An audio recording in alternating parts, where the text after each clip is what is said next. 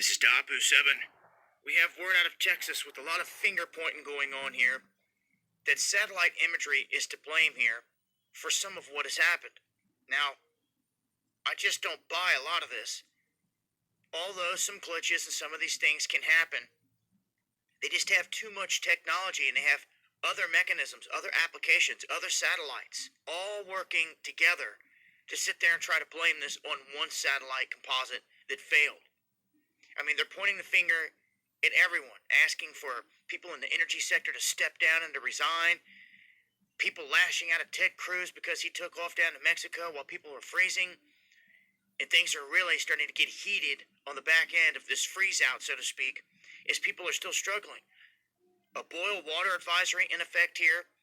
We had millions of people in the dark, and when it comes down to, who dropped the ball here, it's just a huge back and forth with officials trying to say that it was a failure in fossil fuels, of course, politicizing this whole thing, and then the officials in Texas saying, no, it was the renewables that failed us. It's like, which is it? Then we look at even some of the nuclear power generation stations that were not properly shut down. They were not closed down. They were not winterized, so to speak, for this situation. So a lot of these areas, they shut them down too. But what doesn't make sense is where some of these areas are completely open and operational. The roads are clear. Cell phone service has been down. It continues to be for some people, and they're asking the question, why? Others say, well, towers need power too, and this and that. Well, it doesn't make sense when you're moving across the country hundreds of miles and you're still picking up no service when the towers are obviously working, when the whole town and city is up and running in different places.